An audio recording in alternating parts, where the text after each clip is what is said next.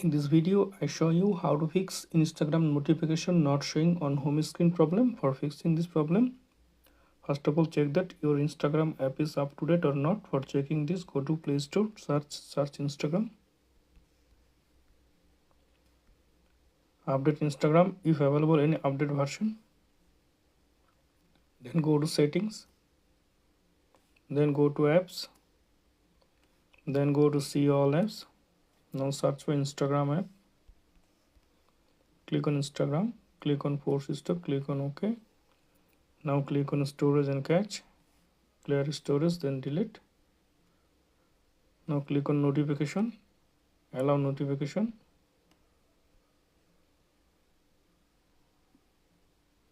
Now open Instagram app.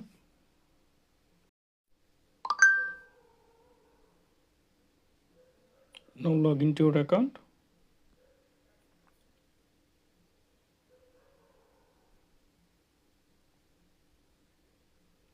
Click on save. Now I hope that this method fixes Instagram notification not showing on home screen problem. Thanks for watching. Don't forget to subscribe.